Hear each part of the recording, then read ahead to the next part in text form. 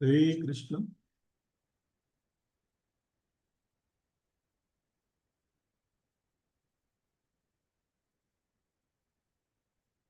హరే కృష్ణ. హరే కృష్ణ అందరికి. So Bhagavad Gita అవగాహనము level 2 కార్యక్రమానికి మీ అందరికీ కూడా ఇస్కాన్ శ్రీ శ్రీ రాధా గోవింద ఆలయము మంగళూరు కర్ణాటక తరపున స్వాగతం. హరే కృష్ణ. ఓం అజ్ఞానతిమిరాంధస్య జ్ఞానాంజనశలాకయా చక్షుర్మిలితం येन తస్మై శ్రీ గురవే నమః. శ్రీచైతన్య మనోభీష్టం స్థాపితం येन భూతలే స్వయం రూపః కదా మహ్యం దదాతి స్వపదాంతికం. వందేహం శ్రీగురు శ్రీయుతపదకమలం శ్రీగురూన్ వైష్ణవాంశ శ్రీరూపం సాగ్రజాతం సహగణ రఘునాథాన్వితం తం సజీవం సాద్వైతం సావధూతం పరిజన సహితం కృష్ణ చైతన్య దేవం శ్రీ రాధా కృష్ణ పాదాన్ సహగణ లలిత శ్రీ విశాఖాన్వితాంశ. నమో ఓం విష్ణుపాదాయ కృష్ణ ప్రేష్టాయ భూతలే శ్రీమతే భక్తి వేదాంత స్వామిని నామిని. సారస్వతే దేవే పురవాణి ప్రచారిణే నిర్విశేష శూన్యవాది పాశ్చాత్యదేశతారిణి. జయ శ్రీ కృష్ణ చైతన్య ప్రభు నిత్యానంద శ్రీ అద్వైత గదాధర శ్రీవాసాది గౌర భక్త బృంద. హరే కృష్ణ కృష్ణ కృష్ణ హరే హరే, హరే రామ రామ రామ హరే హరే. హరే కృష్ణ కృష్ణ కృష్ణ హరే హరే, హరే రామ రామ రామ హరే హరే. హరే కృష్ణ. సో ఈరోజు మనము భగవద్గీత యథాతథంలోని ఆ 8వ అధ్యాయమైనటువంటి భగవత్ ప్రాప్తి, అటైనింగ్ ది సుప్రీం అనేటువంటి ఈ అధ్యాయాన్ని ఇస్కాన్ వ్యవస్థాపక ఆచార్యులైనటువంటి శ్రీల ప్రభుపాదుల వారి యొక్క బోధనల ఆధారంగా ఈ అధ్యాయాన్ని అవగాహన చేసుకోవడానికి ప్రయత్నం చేద్దాము.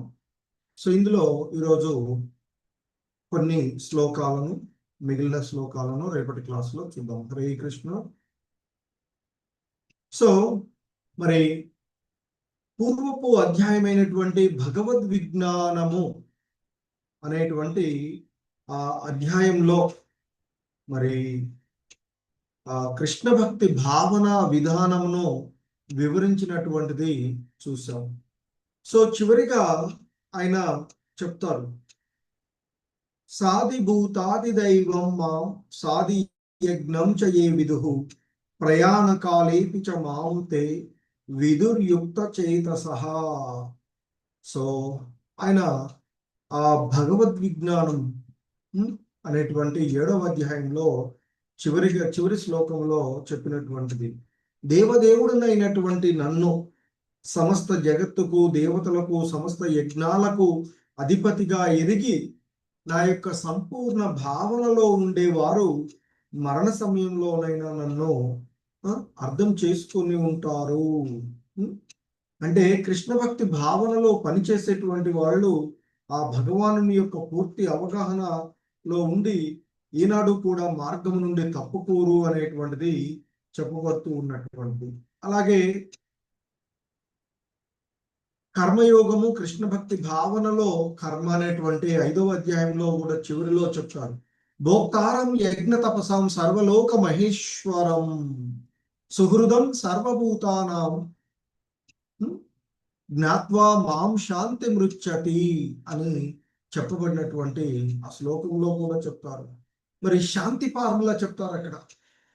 ఓ అర్జున, నన్ను సమస్త యజ్ఞాలకు తపస్సులకు చర్మభోక్తగాను, సకల లోకల దేవతలకు పరమ ప్రభువుగాను, సకల జీవులకు ఉపకారి అయినటువంటి శ్రేయోభిలాషిగాను తెలుసుకొని నా సంపూర్ణ భావనలో ఉన్న వ్యక్తి భౌతిక క్లేశాల నుండి విడిపడి శాంతిని పొందుతారు అంటూ మరి ఆయన యొక్క భావనలో ఉండడానికి 6వ అధ్యాయమైనటువంటి ధ్యాన యోగాన్ని బోధించి, అది భక్తి యోగానికి ఒక నిచ్చెన లాంటి, ఒక మెట్టు లాంటిది అంటూ చెప్పినటువంటిది.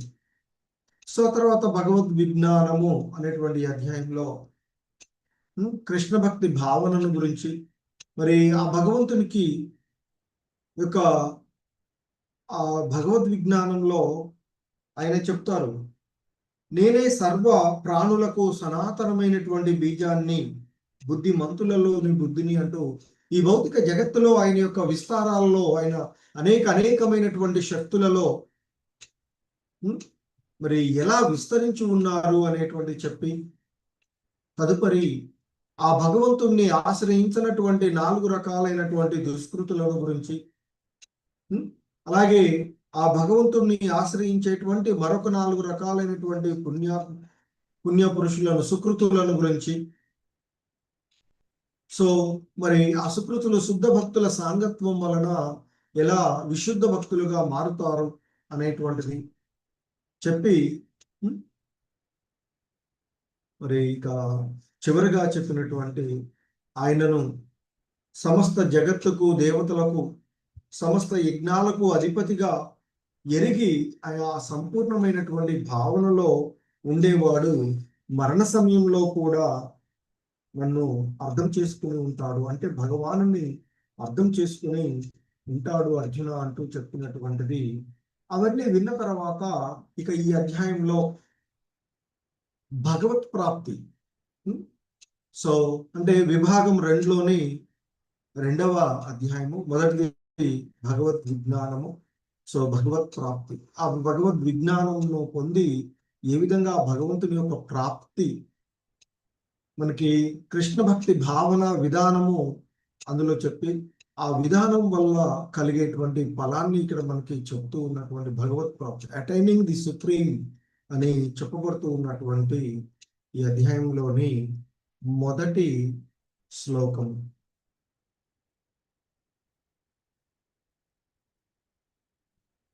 హరే కృష్ణ.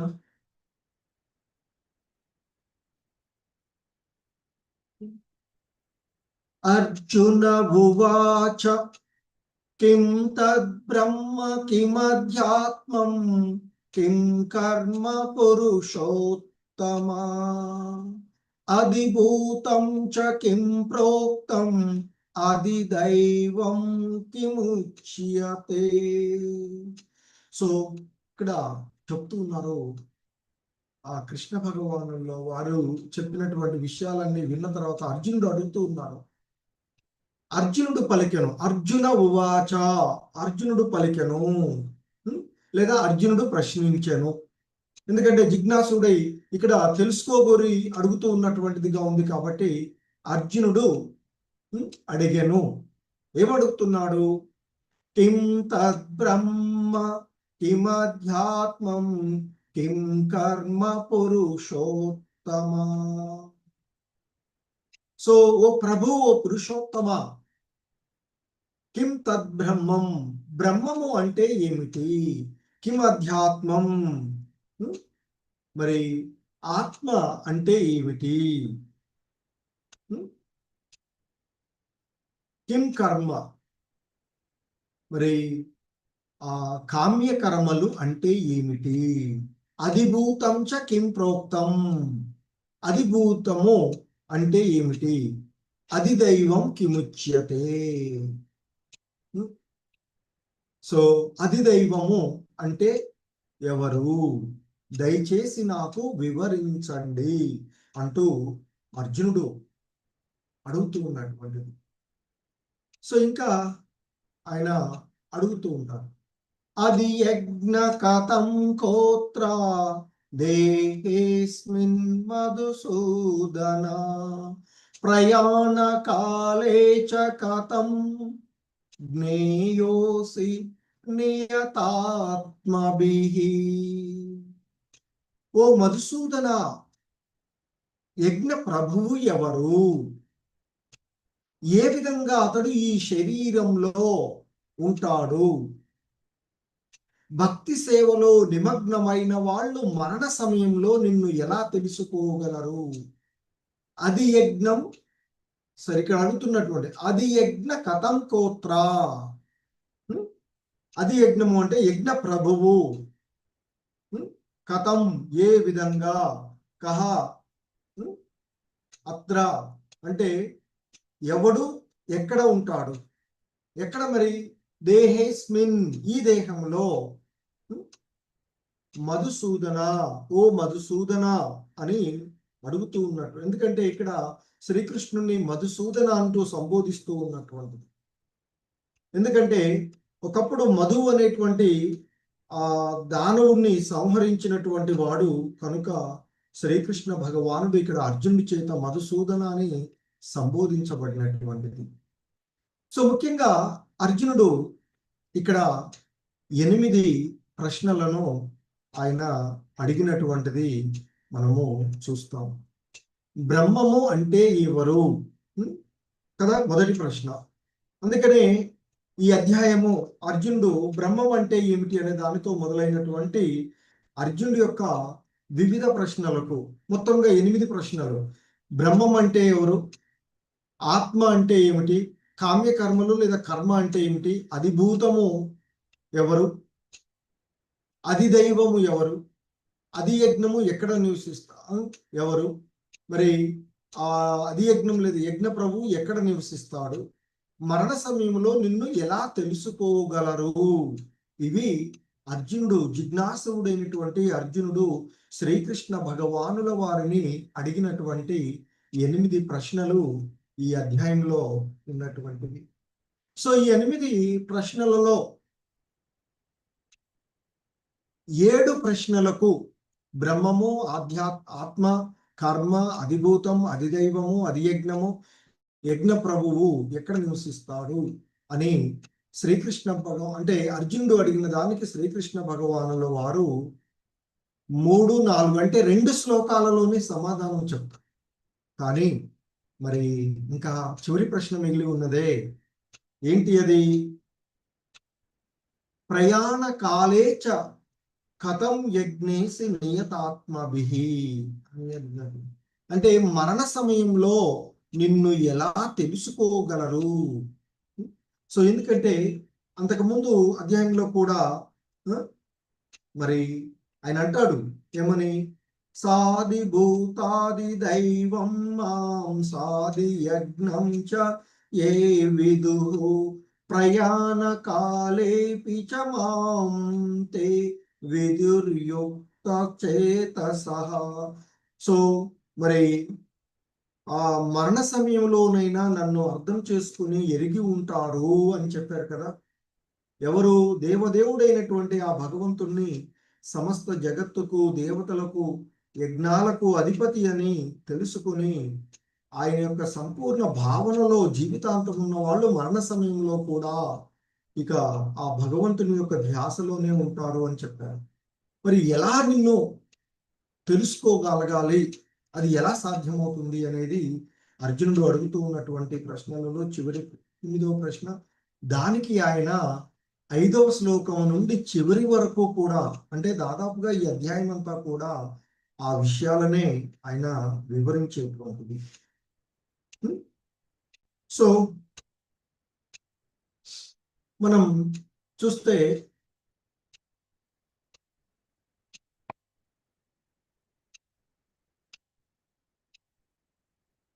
ముఖ్యంగా ఇక్కడ ఆయన అర్జునుడు అడిగినటువంటి ప్రశ్నలకు సమాధానంగా ఆయన చెప్తూ ఉన్నటువంటి దాంట్లో ఆ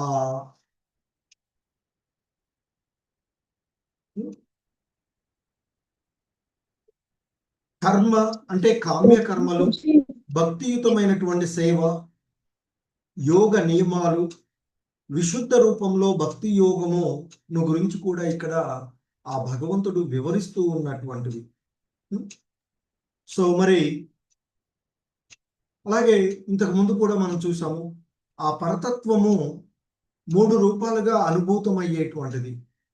బ్రహ్మంగాను, పరమాత్మునిగాను, భగవంతునిగా అనుభూతమవుతుంది అనేటువంటి విషయాన్ని మనకి చెప్పబడుతుంది శ్రీమద్ భాగవతంలో వివరించినటువంటిది. Prabhuji, sorry for the instruction, screen share అవ్వట్లేదు, ఒకసారి చూస్తారా ప్రభుజీ? మాతాజీ, అవసరమైనప్పుడు నేను చేస్తాను స్క్రీన్ షేర్. కరెక్ట్. శ్లోక వాటి గురించి అది అవసరం లేదు. Screen share. కరెక్ట్.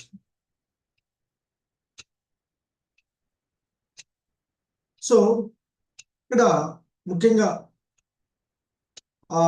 జీవుడు అంటే దేహము, ఆత్మ, మనసుగా సూచించబడేటువంటి ఆ ఆత్మల గురించి కూడా అర్జునుడు అడిగినటువంటి ప్రశ్న ఇక్కడ ఉన్నటువంటిది. అలాగే సాధారణంగా మనకి ఆత్మ అంటే ఏంటి అనేటువంటి దాంట్లో వైదిక నిఘంటువులను అనుసరించి ఆత్మ అనేటువంటి పదము మనసు, ఆత్మ, దేహము, ఇంద్రియాలను కూడా సూచిస్తూ ఉంటుంది. సో అందుకే మనకి 6వ అధ్యాయమైనటువంటి ధ్యాన యోగంలో దాన్ని ఆత్మ సంయమ యోగము అని కూడా పిలువబడినటువంటిది. అలాగే ఈ అధ్యాయంలోని మొదటి శ్లోకంలో అర్జునుడు శ్రీకృష్ణ భగవానుల వారిని పురుషోత్తమునిగా అంటే పురుషులలో ఉత్తమునిగా ఆయనని ఓ పరమ పురుషుడా అంటూ సంబోధించినటువంటి అంశాన్ని కూడా మనము చూస్తాము. సో అర్జునుడు అంటాడు, కిం తద్బ్రహ్మ కిమధ్యాత్మం కిం కర్మ పురుషోత్తమ. అంటే ఇక్కడ ఆ శ్రీకృష్ణ భగవానుడు పరమ పురుషుడుగా సంబోధించబడుతూ ఉన్నటువంటి అంశం. సో అంటే మరి ఇంతకుముందు మనము చూసినట్లుగా వాస్తవానికి కృష్ణుడికి మరియు అర్జునుడికి ఉన్నటువంటి మధ్య సంబంధం చూసినట్లయితే వారు అర్జునుడు శ్రీకృష్ణ భగవానుల వారి యొక్క మేనత్తలలో ఒక మేనత్త అయినటువంటి కుంతి పృత ఆ కుంతి యొక్క కుమారుడు. అందుకే ఓ పృతకుమార అనే సంబోధన వస్తూ ఉంటుంది. మరి అంటే వాళ్ళిద్దరికి భావభావమర్దులుగా ఉన్నవారు. అలాగే ఒకే దగ్గర పెరుగుతూ ఉన్నటువంటి వాళ్ళు కనుక మంచి స్నేహితులుగా ఉన్నటువంటి వారు. అందుకే ఇక్కడ సాంఖ్య భక్తి విధానాల్లో అర్జునుడి ఉదాహరణగా చెప్తూ ఉంటుంటాం. మరి సో ఆ విధంగా సమవయస్కులుగా ఉన్నటువంటి వారి మధ్య ఉన్నటువంటి సంబంధం అంతకు ముందే 2వ అధ్యాయంలోనే నేను నీకు శరణాగతుడను, నీ శిష్యుడను కనుక దయచేసి నాకు సరైనటువంటి మార్గనిర్దేశకం చెయ్యమని అర్జునుడు అడిగినటువంటి విషయం. సో కనుకనే భగవద్గీత బోధన జరుగుతూ ఉంటున్నటువంటిది మనం చూస్తూ వస్తున్నాం. ఇంకా ఇక్కడ అర్జునుడు ఆయనని ఓ పురుషోత్తమ అంటూ సంబోధించి అడగడంలో ఉద్దేశాన్ని శ్రీల ప్రభుపాదుల వారు, ఎందుకంటే వారిద్దరి మధ్య జరుగుతూ ఉన్నటువంటి సంభాషణ ఒక మిత్రుడిగా లేదా ఒక భావబామర్దులుగా కాకుండా ఆయనను అంతకుముందు ఎలాగైతే భగవంతునిగా ఆయనకి శరణాగతుడయ్యాడు. సో ఆ విధంగా మరి ఒక ప్రామాణికుడుగా, పరమ పురుషుడుగా, పురుషులలో ఉత్తముడుగా ఉన్నటువంటి ఒక పురుషోత్తమునిగా ఆయన మరి సమాధానాన్ని అర్జునుడు పొందగోరుతూ ఉన్నటువంటిది కనుకనే ఆ విధంగా ఆయన సంబోధించి ఉండవచ్చు అని చెప్పారు శ్రీల ప్రభుపాదుల వారు.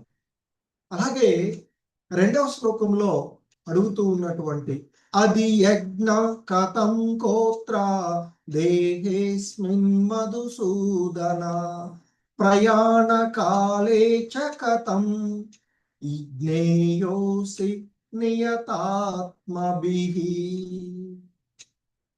ఓ మధుసూదన, యజ్ఞ ప్రభువు ఎవరు కదా? సో యజ్ఞ ప్రభువు అనేది ఎవరు అనేటువంటిది ఆయన అడిగినటువంటిది.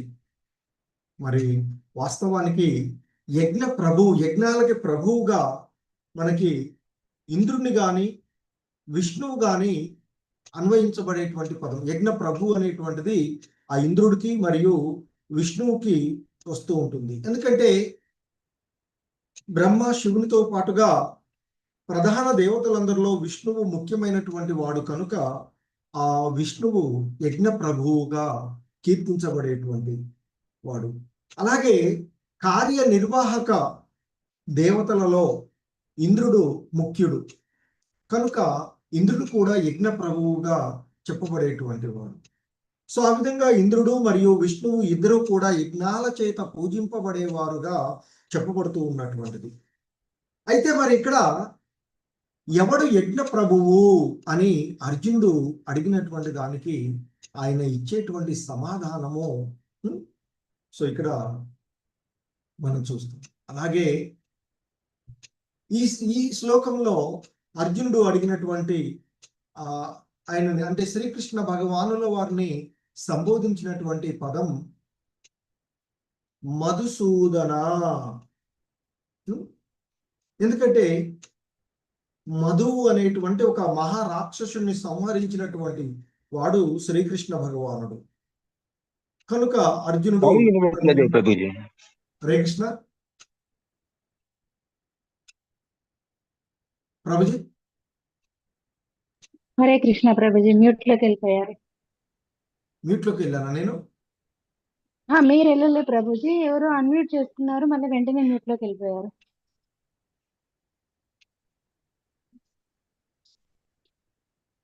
ప్రభుజీ హరే కృష్ణ, వినిపిస్తుంది? వినిపిస్తుంది కదా మాతాజీ? హరే కృష్ణ ప్రభుజీ, ఎవరు అన్మ్యూట్ చేసుకున్నారు, మళ్ళీ మ్యూట్ లోకి వెళ్ళిపోయారు ప్రభుజీ. క్లియర్ గానే వినిపిస్తుంది? వినిపిస్తుంది ప్రభుజీ. హరే కృష్ణ. హరే కృష్ణ.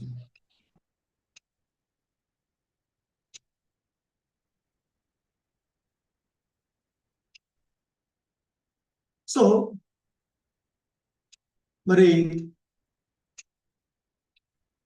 ఆ విధంగా అర్జునుడు అడిగినటువంటి ఈ ప్రశ్నలకు కృష్ణ భగవానుల వారి యొక్క సమాధానం మనము ఇక్కడ చూస్తాం.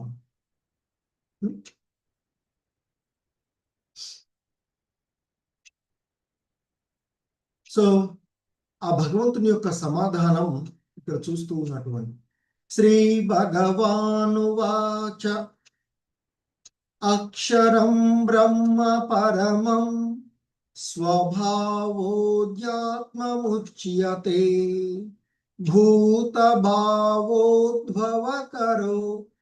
విసర్గ కర్మ సంజ్ఞితః. సో మరి కృష్ణ భగవానుల వారి యొక్క సమాధానాలు అర్జునుడు అడిగినటువంటి ప్రశ్నలలో మరి ఇక్కడ బ్రహ్మము అనేటువంటిది ఆత్మ, అలాగే కామ్య కర్మ లేదా సకామ కర్మ అనేటువంటి వాటికి సమాధానం ఇక్కడ ఇవ్వబడుతూ ఉన్నటువంటిది. హరే కృష్ణ.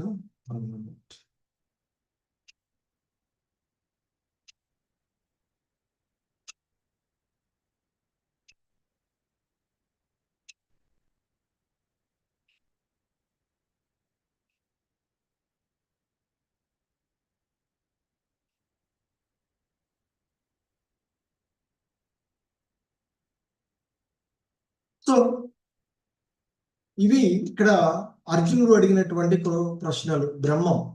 సో అందులో ఈ 3వ శ్లోకంలో చెప్తూ ఉన్నటువంటి అక్షరం బ్రహ్మ పరమం స్వభావోధ్యాత్మముచ్యతే భూత భావోద్భవకరో విసర్గ కర్మ సంజ్ఞిత. సో ఇక్కడ చెప్తున్నారు ఆ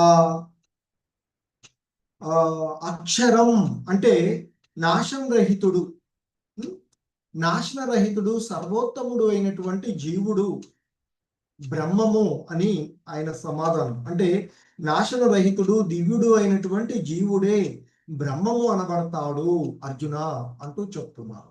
అలాగే ఆ బ్రహ్మం అంటే నాశనరహితుడు అయినటువంటి సర్వోత్తముడు అయినటువంటి ఆ బ్రహ్మం యొక్క నిత్య స్వభావం అంటే ఆ జీవుడు గురించి, జీవుడు ఇక్కడ బ్రహ్మం అని చెప్పబడేటువంటి ఆ జీవుడు యొక్క నిత్య స్వభావం ఏదైతే ఉందో అదే ఆధ్యాత్మము లేదా ఆత్మగా చెప్పబడుతుంది. అంటే ఆ నాశనరహితుడు దివ్యుడు అయినటువంటి జీవుడే బ్రహ్మము అని, ఆ బ్రహ్మము యొక్క నిత్య స్వభావమే ఆధ్యాత్మము అని చెప్పబడుతుంది అర్జున అంటూ సమాధానం ఇస్తూ ఉన్నాడు. అలాగే ఇంకా చెప్తున్నారు, భూత భావోద్భవకరో విసర్గ కర్మ సంజ్ఞిత.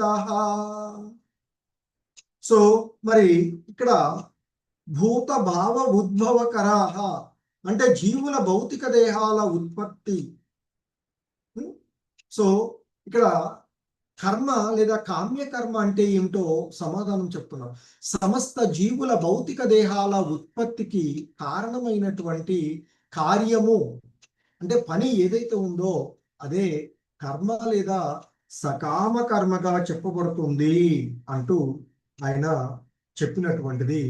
సో అంటే ఈ 3వ శ్లోకంలో ఈ 3 ప్రశ్నలకు బ్రహ్మము అంటే ఏమిటి, ఆధ్యాత్మము అంటే ఏమిటి, కర్మ అంటే ఏమిటి అనేది సమాధానము ఇక్కడ ఇవ్వబడుతూ ఉన్నటువంటిది.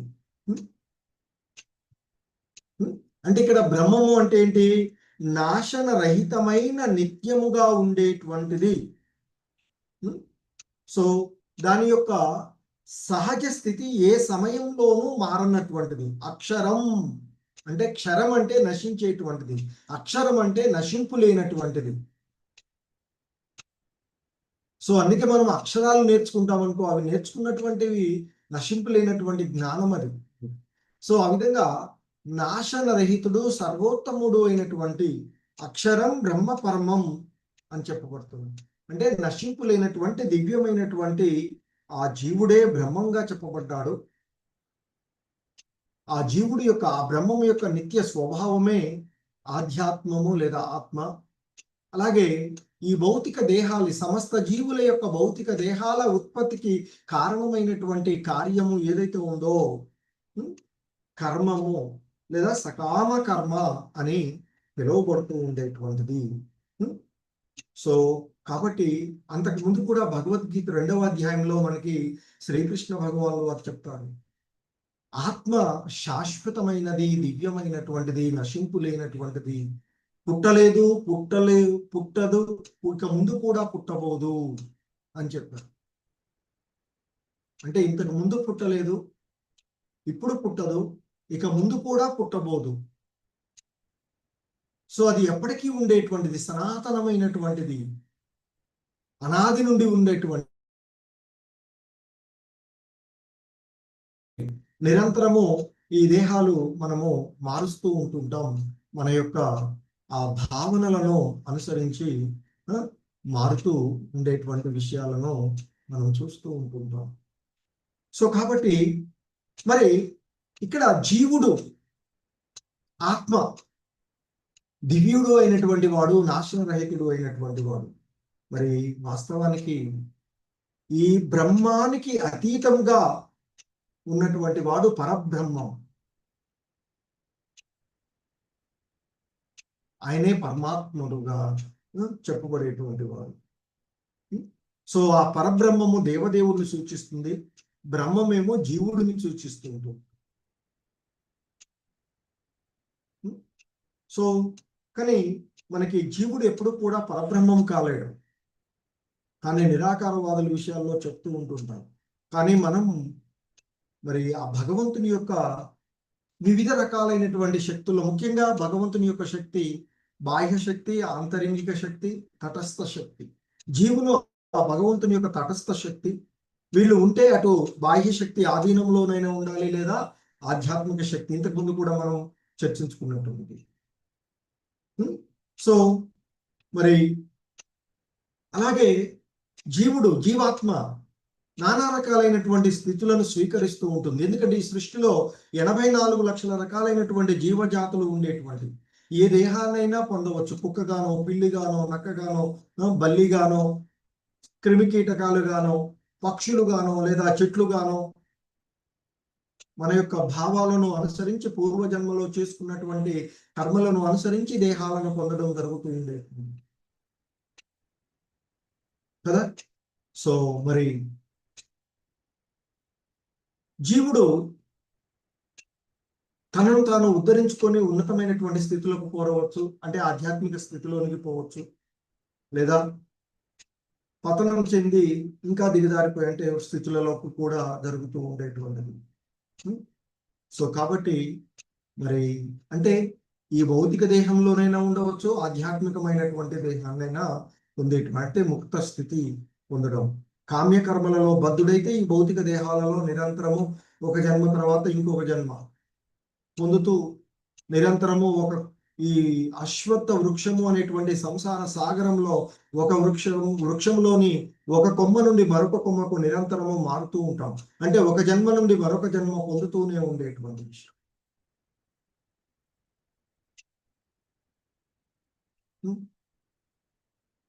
సో ఆ విధంగా మరి భగవంతుడు ఆ కృష్ణ భగవానుడు వారు సమాధానం చెప్తూ ఉన్నటువంటిది. అలాగే మరి ఇంకా ఆయన చెప్పుకొడుతుండేటువంటి అంశాలలో ఇంకా 4వ శ్లోకంలో ఈ విధంగా చెప్తారు. అధిభూతం క్షరో భావః పురుషచ్ఛాదిదైవతం అధియజ్ఞోహమేవాత్ర దేహే దేహభృతాం వరా. సో ఇక్కడ ఆయన ఆ దేహభృతాం వరా అని అర్జున్ని శ్రీకృష్ణ భగవానుల వారు సంబోధించినటువంటి విషయాన్ని మనము ఇక్కడ చూస్తాము. హరే కృష్ణ. సో ఈ శ్లోకంలో అధిభూతం క్షరో భావః పురుషచ్ఛాదిదైవతం అధియజ్ఞోహమేవాత్ర దేహే దేహభృతాం వరా. దేహభృతాం వరా అంటే దేహదారులలో శ్రేష్ఠుడవైన ఓ అర్జున, అధిభూతం క్షరోభావం.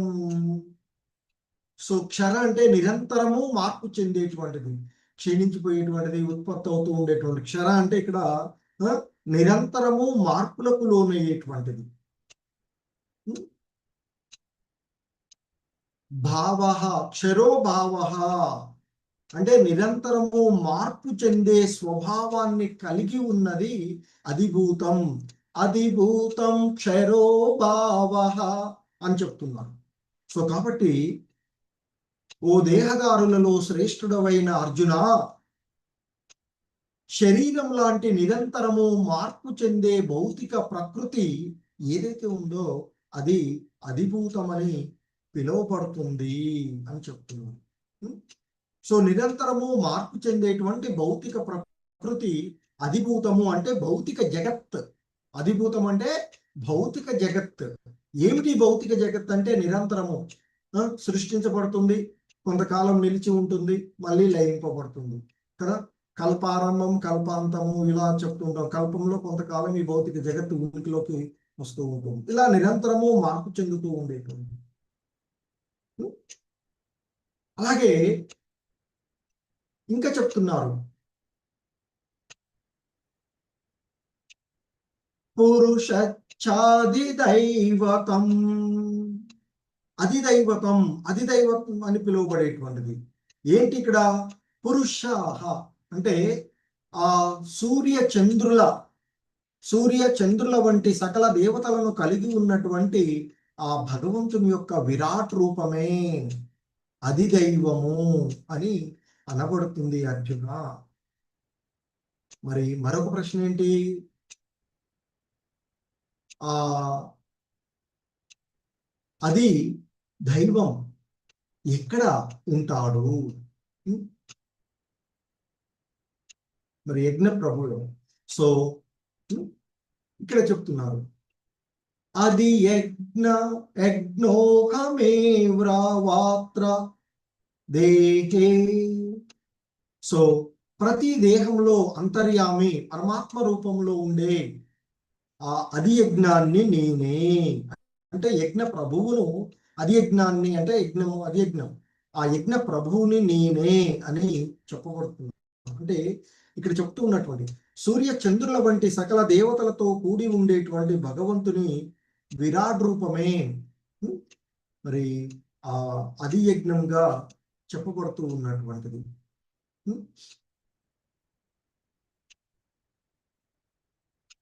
సో ఇక్కడ అధిభూతము అంటే నిరంతరము మార్పు చెందేటువంటి భౌతిక ప్రకృతి. అధిదైవం అంటే సూర్య చంద్రుల వంటి సకల దేవతలను కలిగి ఉన్నటువంటి ఆ భగవంతుని యొక్క విరాట్ రూపం. మరి యజ్ఞ ప్రభువు ఎవరంటే జీవుల యొక్క దేహాలలో ఉండే పరమాత్ముడుగా. సో ఆయన యజ్ఞ ప్రభువు ఎక్కడ నివసిస్తాడంటే ప్రతి దేహదారి, ప్రతి జీవుడు దేహం పొందినటువంటి దేవుడు ఆ దేహంలోని దేహదారి యొక్క హృదయంలో ఆయన నివసిస్తాడు అనేటువంటిది ఇక్కడ చెప్పబడుతూ ఉన్నటువంటి. సో ఇక్కడ ముఖ్యంగా మనకి ఆ కృష్ణ భగవానులు వారు చెప్తూ ఉన్నటువంటి దానిలో సమాధానంగా మనకి వస్తూ ఉన్నటువంటి, ఎందుకంటే భౌతిక ప్రకృతి నిరంతరము మార్పులు చెందుతూ ఉండేటువంటిదిగా చెప్పబడుతూ ఉన్నటువంటిది. సో మరి సాధారణంగా ఈ భౌతిక దేహాలు, మనం పొందినటువంటి ఈ దేహం ఏదైతే ఉందో ఈ భౌతిక దేహాలు 6 స్థితుల గుండా ప్రయాణిస్తాయి ఉంటాయి అని చెప్తూ ఉంటుంటారు.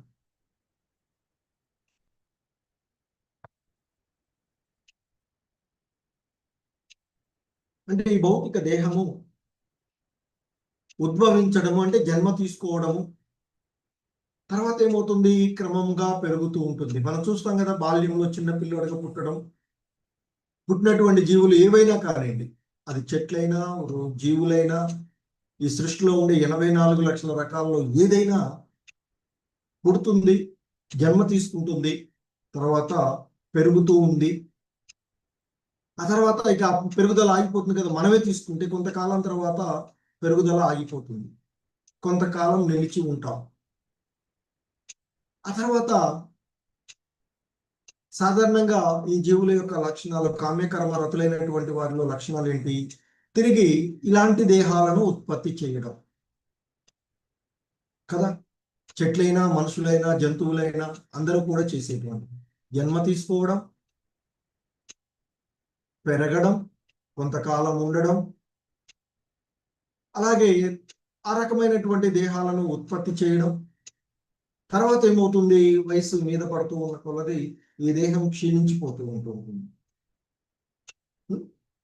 చివరికి నశించిపోవడం. ఈ విధంగా మార్పులు జరుగుతూ ఉంటుంది.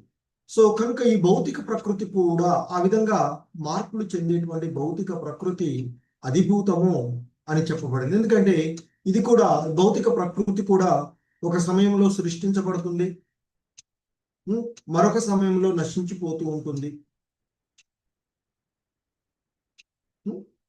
సో అలాగే ఇంకా చెప్పబడింది, ఆ సమస్త దేవతలను వారి వివిధ లోకాలతో కూడి ఉండేటువంటి భగవంతుని యొక్క ఆ విరాట్ రూపమే, ఆ విరాట్ రూప భావన ఏదైతే ఉందో కదా. ఇక్కడ మనం వివిధ రకాలుగా గర్భోదక సాయి విష్ణువు నాభి నుండి ఉద్భవమైనటువంటి కాడ తొడుగులో పైన ఉండేది బ్రహ్మలోకం. సో ఇక్కడ వివిధ లోకాల్లో ఉండేటువంటి దేవతలు అందరూ కూడా ఇక్కడే మనకు ఉండేటువంటిదిగా మనం చూస్తూ ఉన్నాం. సో కాబట్టి ఆ విధంగా భగవంతుని యొక్క విరాట్ రూప భావనే అధిదైవంగా చెప్పబడుతూ ఉంటుంది. మరి వ్యక్తిగత ఆత్మతో పాటు ప్రతి దేహంలోనూ కూడా ఆ పరమాత్ముడు ఉంటాడు కదా. సో అలాంటి ఆ పరమాత్ముడే, ఆ భగవంతుని యొక్క ప్రధానమైనటువంటి రూపమైనటువంటి ఆ పరమాత్ముడే యజ్ఞ ప్రభువు. అంటే ఆ శ్రీకృష్ణ భగవానుడే యజ్ఞ ప్రభువుగా ఇక్కడ చెప్పబడినటువంటి అంశం. హరే కృష్ణ. సో మరి ఇక అర్జునుడు అడిగినటువంటి ఆ ప్రశ్నలలో చివరి ప్రశ్న, మరణ సమయంలో నిన్ను ఎలా తెలుసుకోగలరు? సో దానికి ఆయన ఇస్తూ ఉన్నటువంటి సమాధానము ఇక్కడ నుండి చివరి దాకా చెప్తూ పోతాం.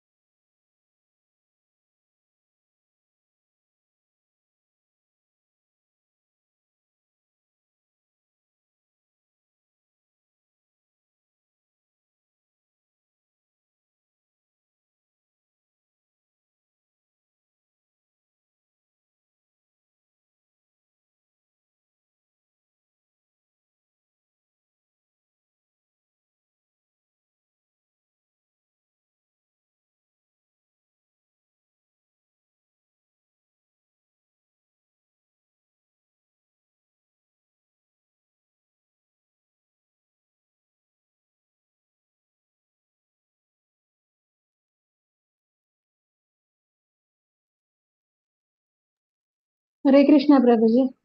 హరే కృష్ణ మాతాజీ. ఓకే, హరే కృష్ణ.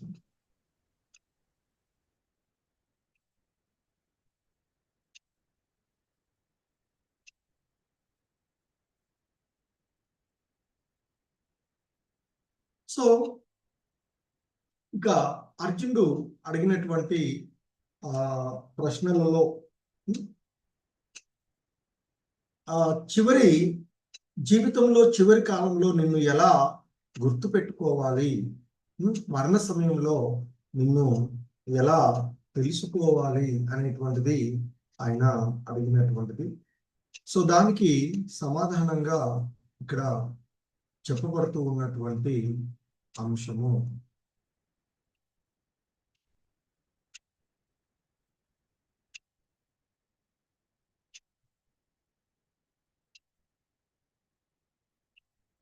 అంతకాలే చ మామేవా స్మరన్ ముక్త్వా కలేవరం య ప్రయాతి సమద్భావం యాతి నాస్త్యత్ర సంశయః. జీవిత చివరి సమయంలో కేవలం నన్నే స్మరణ చేస్తూ శరీరాన్ని విడిచిపెట్టేవాడు నా భావాన్ని పొందుతాడు, ఇందులో సందేహం ఏమీ లేదు అంటూ చెప్తుంది. అంటే జీవితం చివరిలో కేవలము ఆ భగవంతుణ్ణే స్మరిస్తూ ఎవడైతే తన యొక్క దేహాన్ని విడిచిపెడతాడో వాడు శీఘ్రమే నా యొక్క భావాన్ని పొందుతాడు అని చెప్తున్నారు కృష్ణ భగవానుడు. అందులో ఎటువంటి సందేహము కూడా లేదు అని చెప్తున్నాం. అంటే ముఖ్యంగా ఈ శ్లోకంలో శ్రీకృష్ణ భగవానుడు వారు కృష్ణ భక్తి భావన యొక్క ప్రాముఖ్యాన్ని చెప్పారు అని చెప్తారు శ్రీల ప్రభుపాదుల వారు. కృష్ణ భక్తి భావనలో తన దేహాన్ని విడిచేవాడు ఎవడైనా శీఘ్రమే ఆ భగవాన్ యొక్క దివ్య స్వభావాన్ని పొందుతాడు. ఎందుకంటే మరి ఆ భగవద్ధామం, ఆ భగవంతుని యొక్క లోకాన్ని, ఆ గోలోక బృందావనాన్ని ఆ శ్రీకృష్ణ భగవాన్ ఇక్కడ భావాన్ని పొందడం అంటే ఆ భగవంతుని యొక్క ధామాన్ని చేరి ఆ భగవద్ధామంలో ఆయన యొక్క నిత్య సేవలో నిమగ్నమై ఉండడం. ఎందుకంటే జీవుడి యొక్క సహజ స్థితి అది. ఆ విధంగా కృష్ణ భక్తి భావనలో ఉన్నటువంటి వాడు ఎవడైనా కూడా పవిత్రులలో పరమ పవిత్రుడే అవుతాడు అనేటువంటిది ఇక్కడ చెప్తున్నాం. అలాగే స్మరణ్ ముక్త్వా కలేవరం, స్మరిస్తూ, స్మరణ్ అనే పదం చాలా ముఖ్యమైనదని చెప్తారు శ్రీల ప్రభుపాదుల వారు. స్మరించడం, నిరంతరము ఆ భగవంతుని యొక్క స్మరణలో ఉండడం. సో ఎందుకంటే నవవిధ భక్తి మార్గాలలో శ్రవణం, కీర్తనం, స్మరణం కూడా భగవద్భక్తియే అవుతూ ఉంటుంది. సో నిరంతరము ఆ భగవన్ స్మరణలో ఉండడం ద్వారా కూడా ముక్తిని పొందేటువంటి. సో అందుకే ఇక్కడ చెప్పబడినటువంటి ఆ విషయం. సో కనుకనే ఇస్కాన్లో మనకి దీక్ష తీసుకునేటప్పుడు కానీ చెప్తూ ఉండేటువంటి క్రమంలో సో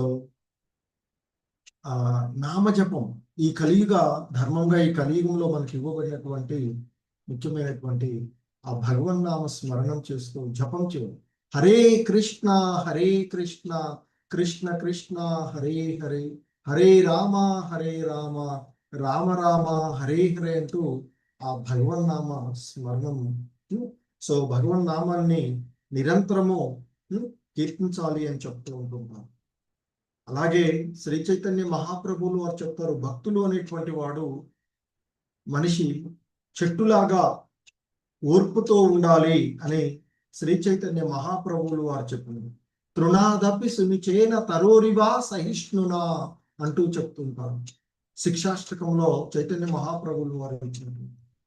సో కాబట్టి మరి చెట్టులాగా ఓర్పుతో ఉండాలి అని చెప్తూ ఉంటుంటారు. సో ఆ విధంగా మరి నిరంతరము ఆ భగవన్నామ స్మరణలో ఉన్నటువంటి వాడు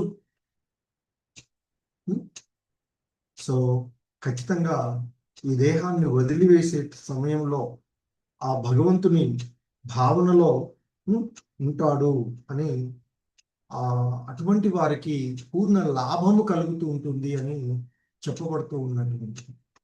సో అలాగే ఇంకా చెప్తూ ఉన్నారు, యం యం వాపి స్మరన్ భావం త్యజంత్యతే కలేవరం తం తమేవైతి కౌంతేయ సదా తద్భావభావితః.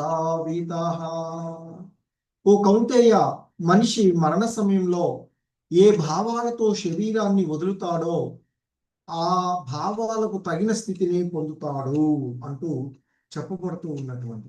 అంటే క్లిష్టమైనటువంటి మరణ సమయంలో మనిషి తన యొక్క భావాన్ని మార్చుకునేటువంటి పరిస్థితి ఉంటుంది అనేది ఈ శ్లోకం ద్వారా మనకు తెలుస్తూ ఉన్నటువంటిది. ఎందుకంటే జీవితం చివరిలో శ్రీకృష్ణుణ్ణి తలుస్తూ దేహాన్ని విడిచిపెట్టేటువంటి వాడు ఆ దేవదేవుని యొక్క దివ్య భావాన్ని పొందుతాడు అనేటువంటిది చెప్పబడుతుంది. కానీ మరి అన్యమైనటువంటిది ఇంకేదో స్మరిస్తూ కూడా ఆ భగవద్ధామానికి చేరుతాడు లేదా దివ్యమైనటువంటి స్థితిని పొందుతాడు అనేటువంటిది సరి అయినది కాదు అనేది ఇక్కడ చెప్పబడుతూ ఉన్నటువంటిది. సో కాబట్టి మరి ఆ సరి అయినటువంటి మానసిక స్థితిలో మనిషి ఎలా మరణించగలుగుతాడు అనేటువంటి దానికి మనము భరత మహారాజు సంబంధించినటువంటి ఒక సంఘటన చూస్తే, ఆయన జీవిత చివరిలో ఒక జింకను గురించి ఆలోచిస్తాడట. వాస్తవానికి ఆయన ఈ భూమండలాన్ని పరిపాలించి అనేక వేల సంవత్సరాలు పరిపాలించి అన్నిటిని కూడా త్యజించి సంపదలను, బంధువులను, భార్యలను, పిల్లల్ని అందరిని వదిలేసి ఆ అరణ్యానికి వచ్చి ఆశ్రమం ఏర్పాటు చేసుకొని భక్తి భావనలో ఉంటూ ఉంటాడు. కానీ ఆ ఇంద్రియాలలో ఒకసారి ఒక నిండు గర్భవతిగా ఉన్నటువంటి ఒక జింక ఆ నదిలో, ఆయన ఉంటూ ఉన్నటువంటి నది పక్కన అక్కడ నీళ్లు తాగుతూ ఉంటుంది. అంతలోకి సింహ గర్జన విని అది పిరికిదైనటువంటి జింక పారిపోతూ అవతలకు దూకుతుంది. కానీ ఆ దూకినటువంటి సమయంలో ఆ గర్భం నుంచి చిన్నపిల్ల బయటపడుతుంది. అది గమనించకుండా అవతలకు ఒడ్డుకు వెళ్తుంది. అది ఆయాసపడుతూ ఈదుకుంటూ వెళ్ళి అవతల ఒడ్డుకి వెళ్ళి మరణిస్తుంది. ఇక ఆ జింక పిల్లను భరతుడు తెచ్చుకొని తనతో పాటు ఉంచి సాదుకుంటూ ఉంటుంటాడు. ఇక అతని యొక్క ఆలోచనలన్నీ కూడా దీని వైపు వెళ్తూ ఉంటుంది. సో మరణ సమయంలో అయ్యో నేను చనిపోతున్నానే, జింక పరిస్థితి ఏమిటి అని ఆలోచిస్తే తదుపరి జన్మలో అతడు జింక దేహాన్ని పొందారు అని చెప్తూ ఉంటుంది. సో అయినా అంతకుముందు ఆ జీవితాంతం ఉండే ఆలోచనలే ప్రభుత్వ మరణ సమయంలో మన యొక్క ఆలోచనని ప్రభావితం చేస్తూ ఉంటాయి అని చెప్తూ ఉంటాను. ఇది ఒక సో మరి కనుకనే మనము ఈ రజో తమో గుణాలకు అతీతంగా దివ్యమైనటువంటి సత్వగుణాల్లో జీవిస్తూ నిరంతరము ఆ కృష్ణ భగవాను స్మరిస్తూ ఉన్నట్లయితే తదుపరి జన్మ కనీసం మళ్ళీ సత్వస్థితిలో ఉండేటువంటి విధంగా ఆ భగవంతుని స్మరించే విధంగా మనకి సాధ్యమవుతుంది అని చెప్తాను. సో ఎందుకంటే ఈ జింక కూడా తన గతాన్ని గుర్తు చేసుకుని ఇక కాలక్రమంలో ఆ ఓన్లీ ఎండు టాపులు మాత్రమే తింటాం, ఆ తర్వాత నీళ్ళని మాత్రమే తాగుతూ, తర్వాత గాలిని మాత్రమే తీసుకు వదిలేసి చివరికి ఇక ఆ దేహాన్ని తిరిగిన తర్వాత జడభరతుడిగా పుట్టి ముక్తి పొందారు అని చెప్తారు. హరే కృష్ణ. సో అందుకే ఇక్కడ చెప్తూ ఉన్నాను, తస్మాత్ సర్వేషు కాలేషు మామనుస్మరయుధ్య చ మయ్యర్పిత మనోబుద్ధి మామే వైశ్యస్య సంశయం. సో తస్మాత్ అందుకే, సర్వేషు కాలేషు అన్ని సమయాలలో, మా అనుస్మరన్ నన్నే స్మరిస్తూ, యుధ్యచ యుద్ధం చెయ్యి. అర్జున్తో అంటూ ఉన్నారు, ఓ అర్జున అందువల్ల నిరంతరము నన్నే స్మరిస్తూ నీ కర్తవ్యమైనటువంటి యుద్ధాన్ని చెయ్యి. మనసుని బుద్ధిని నా యందే నిలిపితే నీవు నిస్సంశయంగా నన్నే పొందుతావు, ఈ విషయంలో సందేహం లేదు అంటూ అర్జునుడికి కృష్ణ భగవానులు వారు చెప్తూ ఉన్నారు. సో ఇంకా చెప్తూ ఉన్నారు, అభ్యాస యోగ యుక్తేన చేతసా నాన్యగామినా పరమం పురుషం దివ్యం యాతి పార్థాను చింతయన్. సో ఓ పార్థ, మనసును ఎల్లప్పుడూ నా నామస్మరణలోనే నిలిపి మార్గం నుండి తప్పుకోక నన్ను దేవదేవునిగా ధ్యానించేవాడు ఖచ్చితంగా నన్ను చేరుకుంటాడు.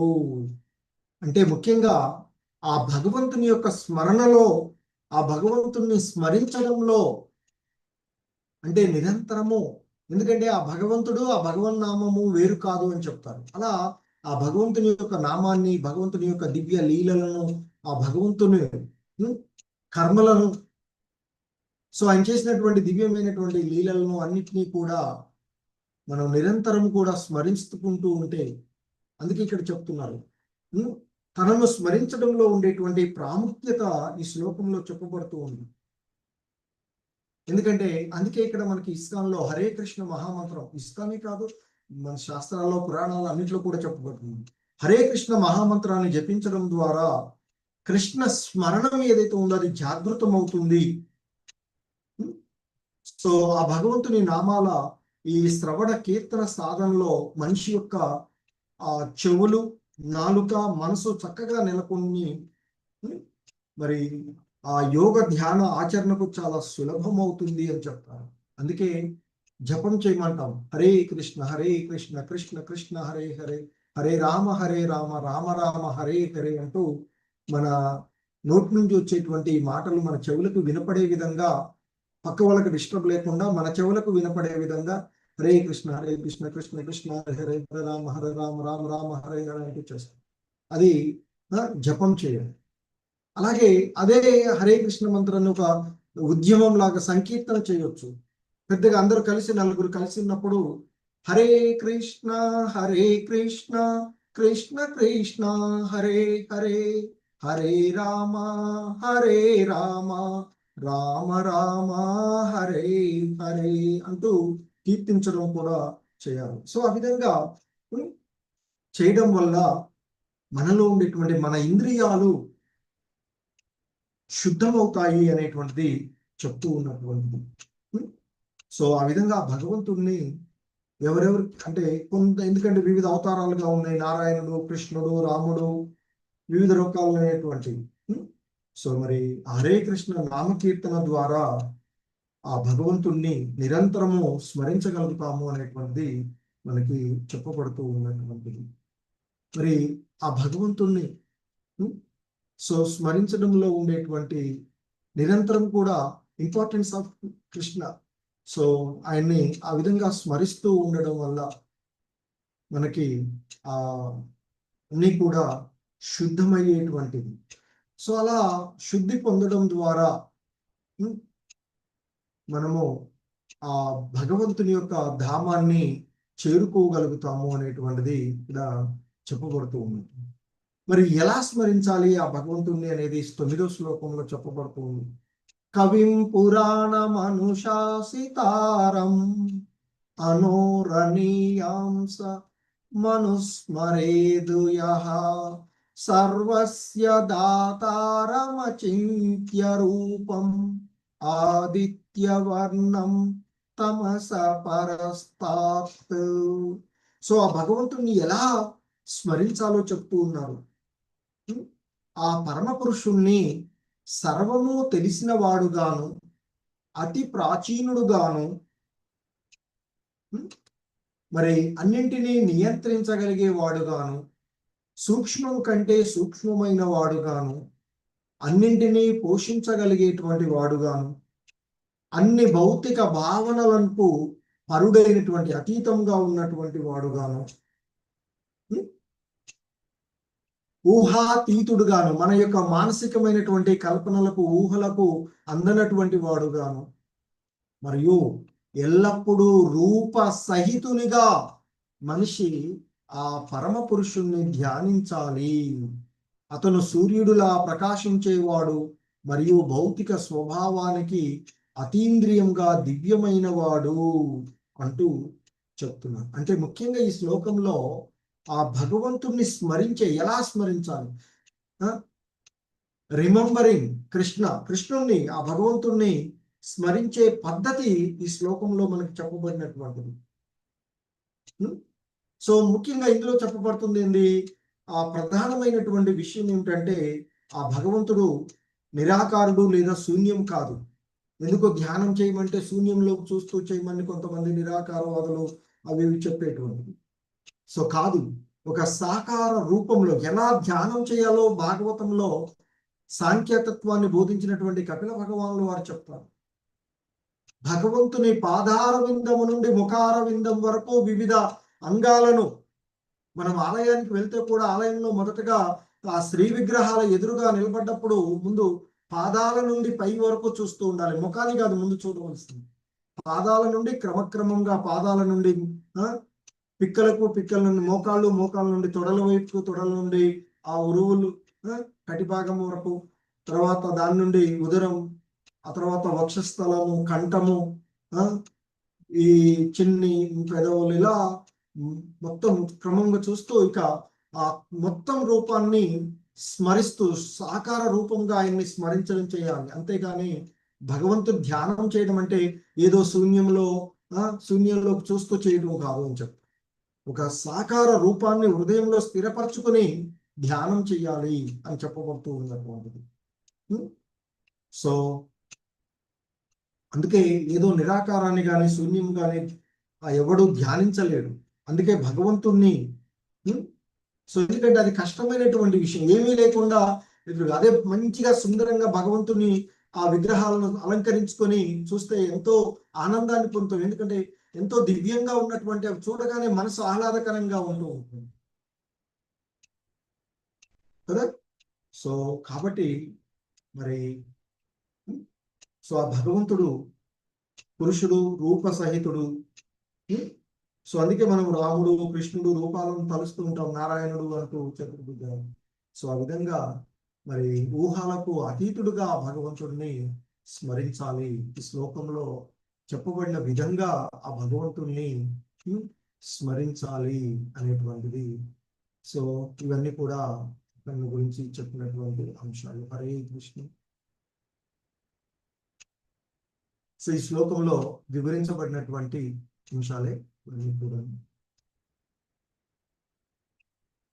సో మనకి ఏ విధంగా ఇక చేయాలో చూస్తాం. హరే కృష్ణ.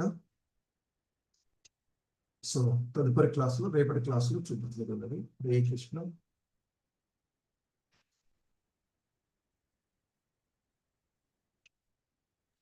హరే కృష్ణ ప్రభుజీ, ధన్యవాదాలు ప్రభుజీ. ధన్యవాదాలు. హరే